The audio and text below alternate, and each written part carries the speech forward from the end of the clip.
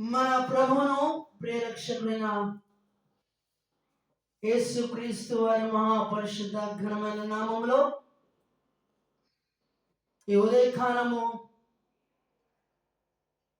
ఆయన మాటను ఆలకించడానికి కూడి వచ్చిన దేవుని ప్రియులందరికీ ప్రభు పేరట నా హృదయపూర్వకమైన వందనాలు తెలియజేసిన దేవుని సమాధానము ప్రతి గృహంలో నది వలె ఏరులే పారి ఒక చిన్న పరలోకముగా మారును కాక. మన పరిశుద్ధ గ్రంథం నుండి తిమోతికి రాసిన మొదటి పత్రిక, తిమోతికి రాసిన మొదటి పత్రిక 3వ అధ్యాయము 14 నుండి 16వ వచనముల వరకు మనము ధ్యానించుకున్న ఒక్కొక్క వచనాన్ని మనము ధ్యానించుకుందాం. తిమోతికి రాసిన మొదటి పత్రిక 3వ అధ్యాయము 14వ వచనము నుండి 16వ వచనం వరకు మనము ఒక్కొక్క వచనంని మనము క్షుణ్ణంగా ధ్యానిద్దాం. దానికంటే ముందు 13వ వచనం నుంచి చదివితే బాగుంటుంది.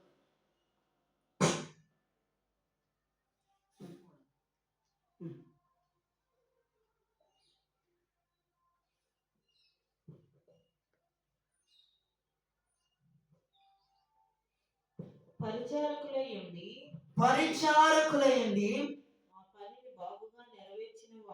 ఆ పనిని బాగుగా నెరవేర్చిన వారు మంచి పదవిని సంపాదించుకొని క్రీస్తు యేసునందలి విశ్వాసమందు బహుధైర్యము గలవారగుదురు.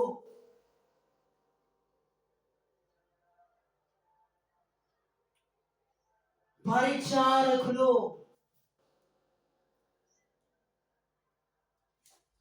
బైబిల్లో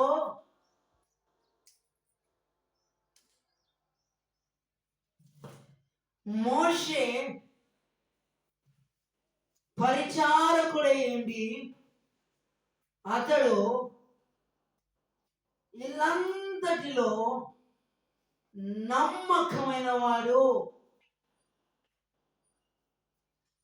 దేవుని ఇంటికి నమ్మకస్తుడుగా పిలువబడ్డాడు మోషే.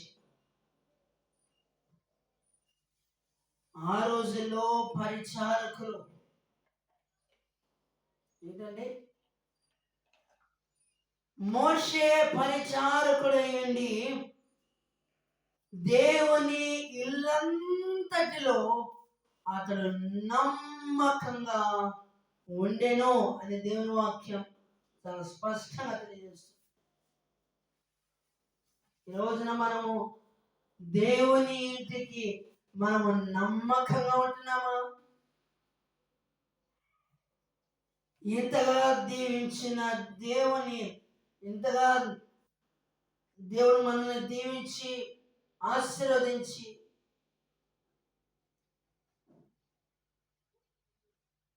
దేవుని ఇల్లంతటిలో మనము నమ్మకంగా ఉంటున్నామా లేదా అని ఒక్కసారి మనల్ని మనము పరిశీలించుకోవలసిన అవసరత ఎంతో ఉన్నది.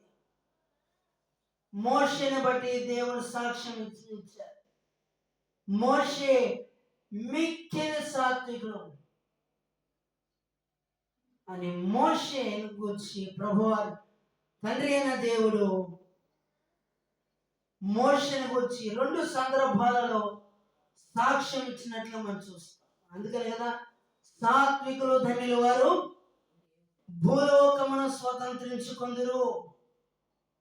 మరి దేవుడు 6 లక్షల కాల్బలం ఉన్న ఇశ్రాయేల్ జనాంగానికి నాయకుడైన మోషేకి దేవుడిచ్చిన వాగ్దానం ఏంటి?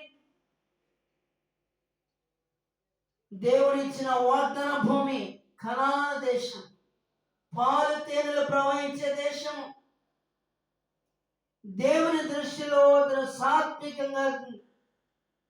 సాత్వికాన్ని కనపరిచాడు.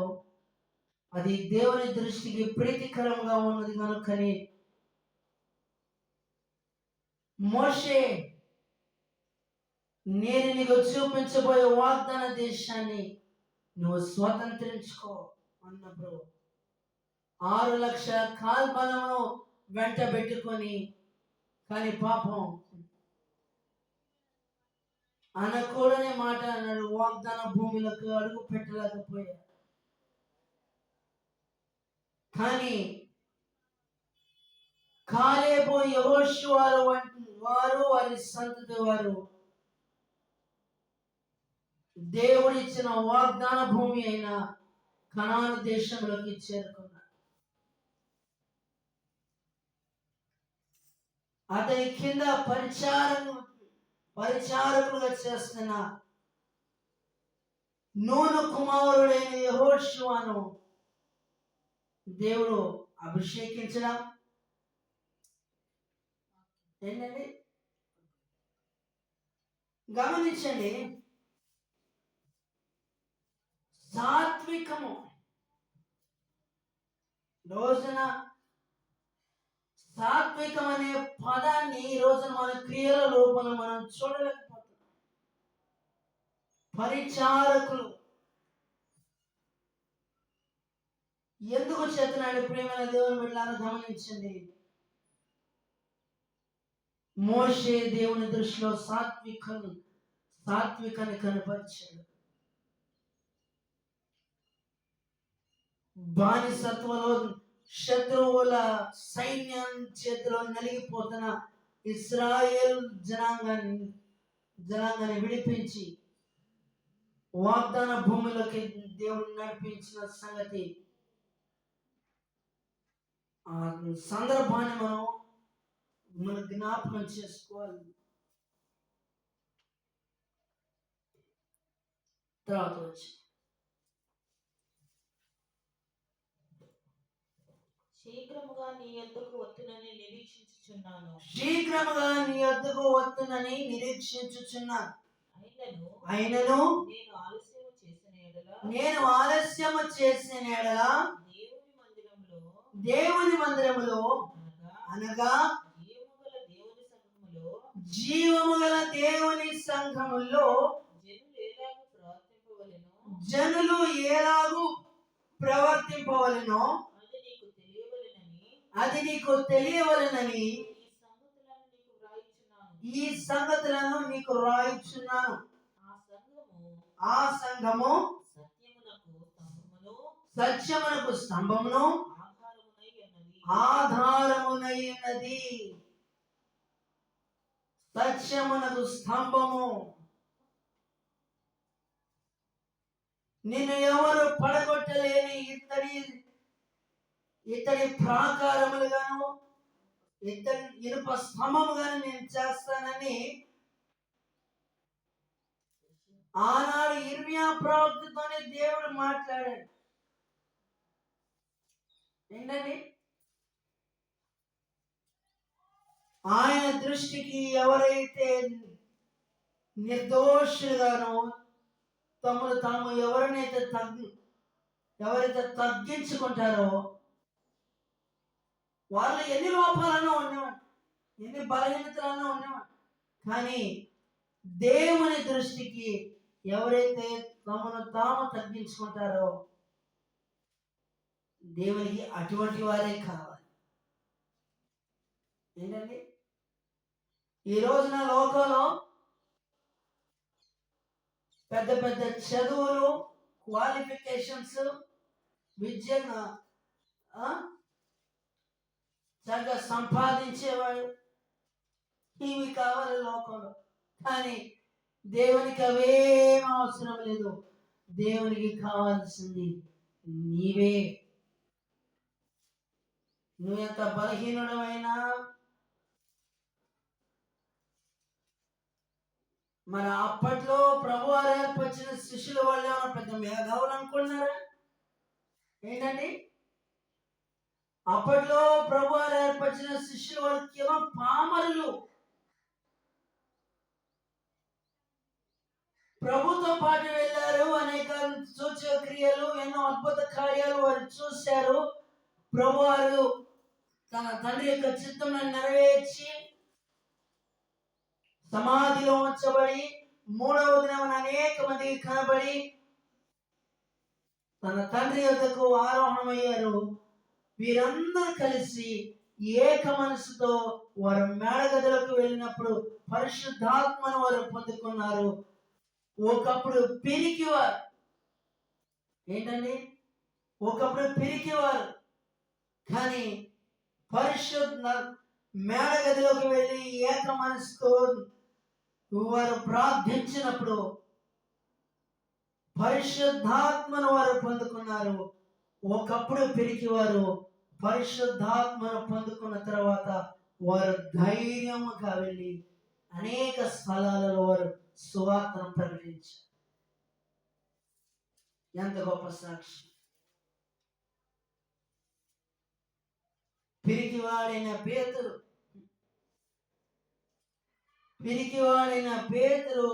పేతురును పరిశుద్ధాత్మను పొందుకున్నప్పుడు చివరికి తన ప్రాణము సైతము త్యాగము చేయడానికి కూడా వెనకాడనంత ధైర్యం వచ్చిందంటే ఎలా వచ్చింది? మేడగదిలో ఏక మనసుతో వారు ప్రార్థించారు, దేవునితో సహవాసం చేశారు, పరిశుద్ధాత్మను పొందుకున్నారు, అనేక స్థలాలలో వారు సువార్తను ప్రకటించారు. అవసరమైతే క్రీస్తు కొరకు హతసాక్షిలో ఉండడానికి కూడా వెనకాడని విశ్వాస వీరులను కూడా చెప్పచ్చు. దేవుని స్తోత్రం, హల్లెలూయా. అందుకని హెబ్రీయులకు రాసిన పత్రిక 11వ అధ్యాయంలో విశ్వాస వీరుల యొక్క జాబితా ఉంటుంది. 33వ వచనం చదివి తర్వాత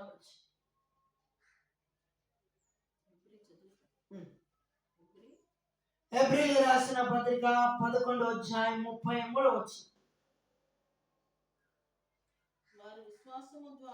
వారి విశ్వాసము ద్వారా రాజ్యములను జయించారు, నీతి కార్యములు జరిగించారు, వాగ్దానములు పొందుకున్నారు, సింహపు నోళ్లను మూసారు, అగ్ని బలమును చల్లార్చారు, ఖడ్గదారులను తప్పించుకున్నారు, బలహీనులుగా ఉండి బలపరచబడి యుద్ధములో పరాక్రమశాలురైరి, అన్యుల సేనలను పారద్రోలిరి, స్త్రీలు మృతులైన తమ వారిని పునరుద్ధానము వలన మరలా పొందిరి. కొందరైతే మరి శ్రేష్టమైన పునరుద్ధానమును పొందగోరి విడుదల పొందనల్లక.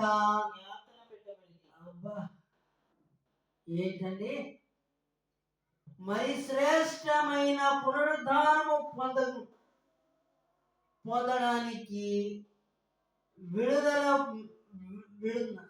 విడిపించబడలేక యాతన పడ్డారంట. ఈ లోకంలో ఎన్నో శ్రమలు వస్తాయి, లేవు అంటానికి నేను చెప్పలేను. కానీ అనేక మంది గ్రహించలేదు. ఇక్కడే చాలా మంది గ్రహించడం లేదు. ఈ శ్రమలు ఇవి తాత్కాలికమైనవి.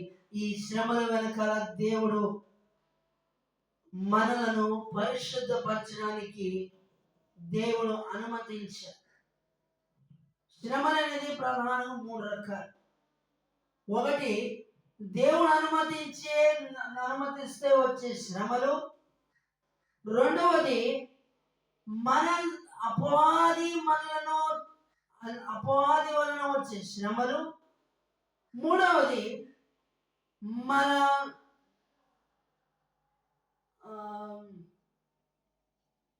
మన మూర్ఖత వలన, మన అవిధేయత వలన మన అజ్ఞానము వలన వచ్చే శ్రమలు. మూడిట్లో రెండిటికి మొదటిది ప్రభువారు అనుమతించే శ్రమలు.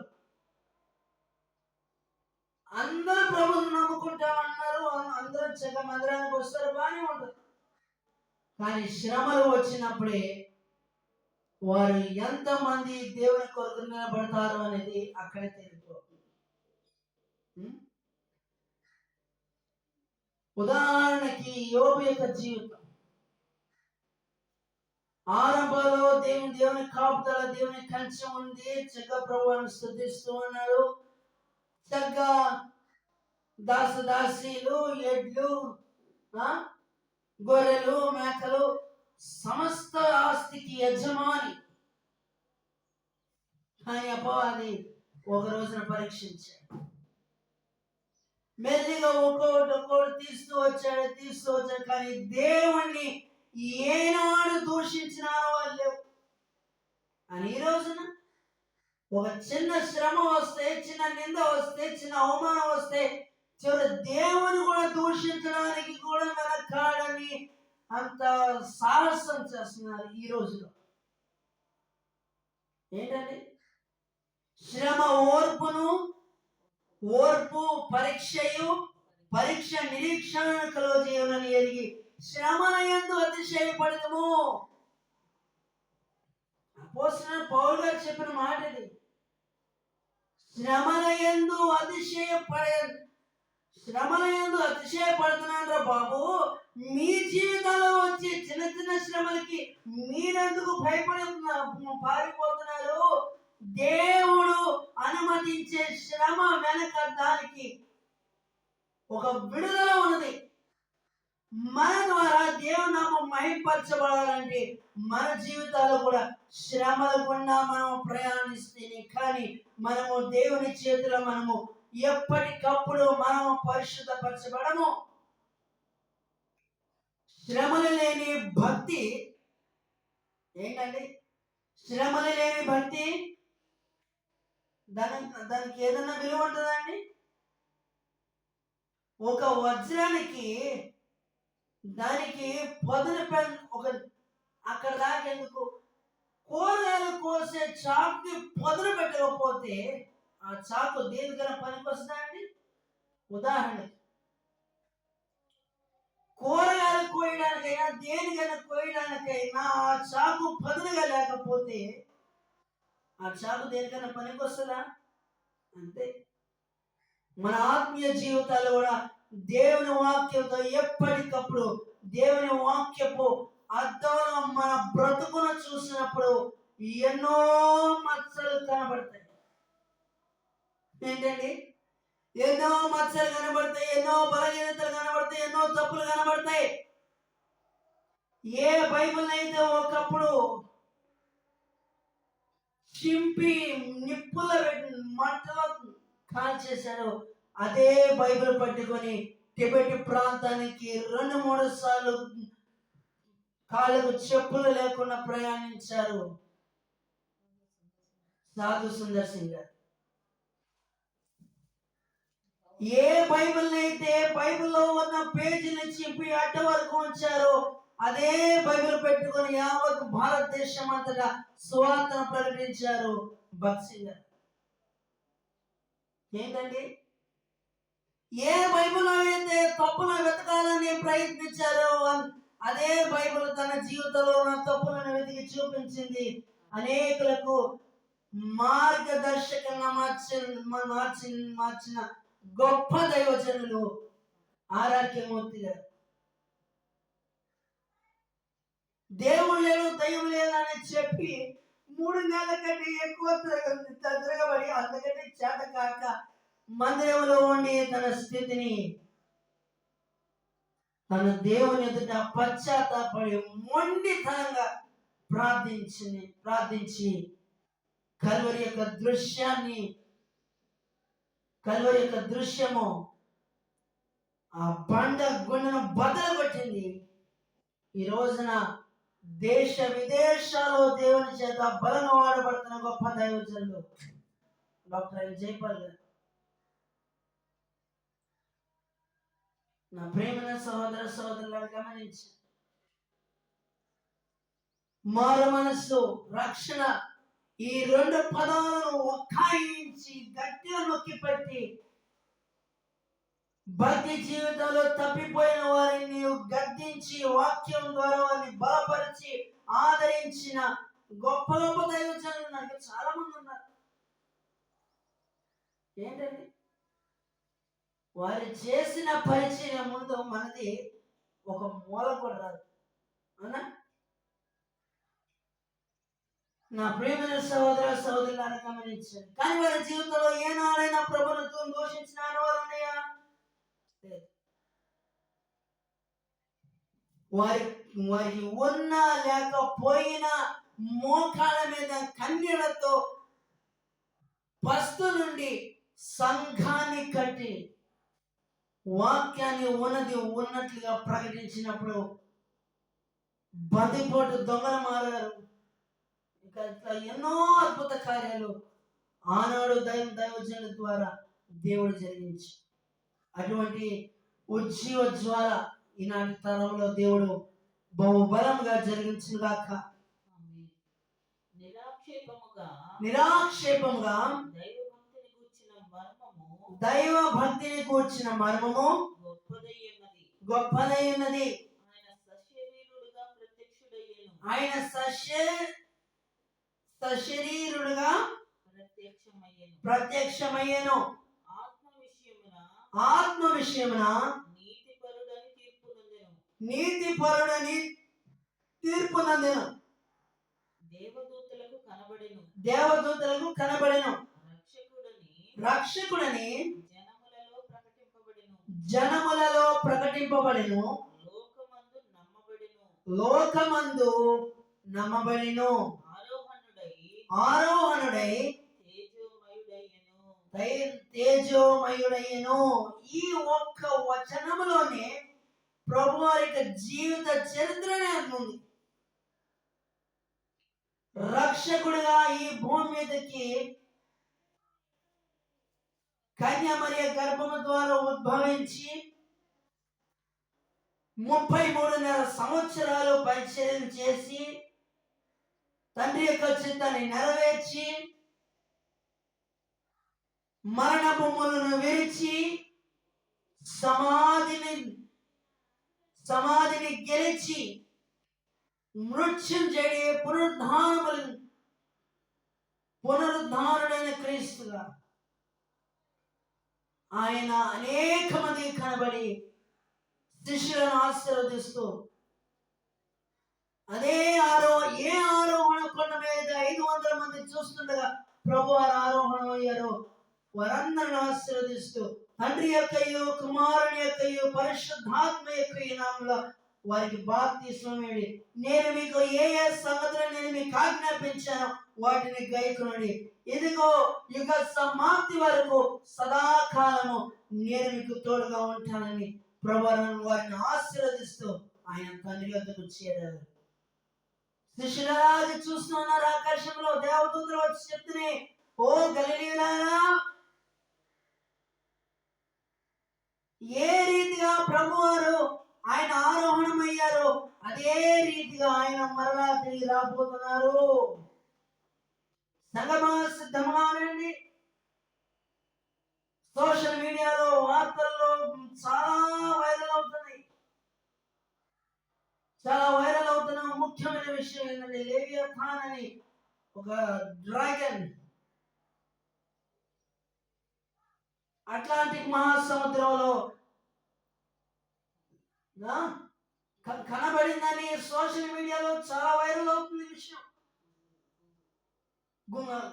గూగుల్ కూడా చెప్తుంది. సముద్రంలో ఉన్న చేపలు చచ్చిపోయి ఒడ్డుకొచ్చేసినాయి. పెద్ద పెద్ద తిమింగిలాలే బయటకు వచ్చేసినాయి. దేవుని రాకడ సూచన నెరవేరుతున్నాయి. సమయం లేదు మిత్రమా, సహోదరుడా, సహోదరి. యేసు ప్రభువారు వస్తారులే ఇట్లా చెప్పి ఎన్నోసార్లు వినాలి, ఆయన వచ్చినప్పుడు సంగతులు అనుకుంటారేమో. ఆయన కన్ను రెప్ప పట్టిన క్షణంలో క్షణాలు అవుతుంది. ఎత్తబడిన వాళ్ళు క్షణాలు మాయమవుతారు. వధువు సంఘం ఎత్తబడతారు. మిగిలిన వారు ఇక్కడే విడవబడతారు. ఏడేళ్ల బహు భయంకరమైనది ఆ పరిస్థితి ఊహించుకుంటే మరి మీకెలా ఉందని నాకు తెలియదు. నాకైతే చాలా భయం ఉంది. ఎన్నో సంవత్సరాలు వర్తమానాలు వింటున్నా, మేము ప్రకటిస్తున్నా.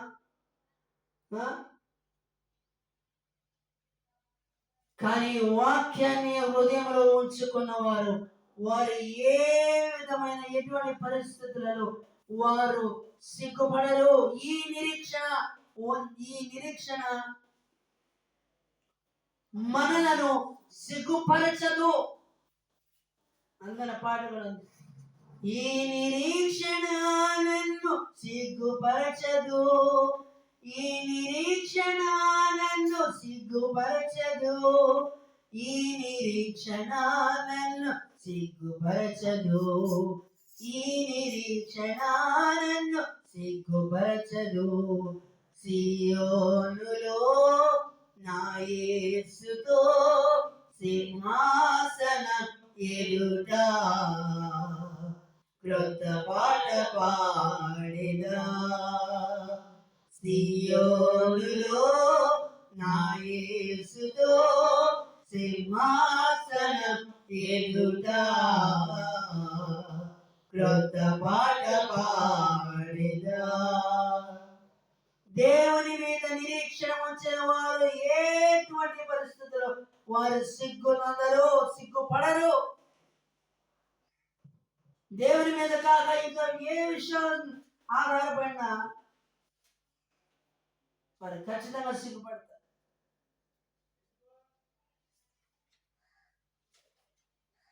నా ప్రియమైన సహోదరులు గమనించు.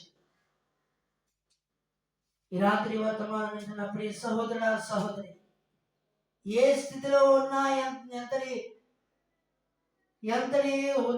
మంచి హోదాలో ఉన్నా, ఎవరైనా సరే మనుషుల దృష్టిలో చిన్న పెద్ద మంచి హోదాలో ఉన్నావు, సామాన్యుడైన దేవుని దృష్టికి ప్రతి ఒక్కరు ఆయన దృష్టిలో కేవలం నరమాత్రమే. మన నరమాత్రమే.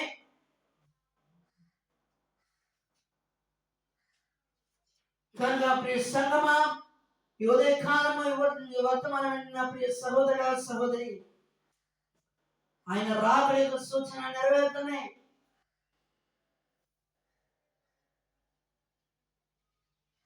ఆయన రాకడ యొక్క సూచన, ఆయన రాకడ యొక్క గుర్తులు మనం చూస్తున్నాం.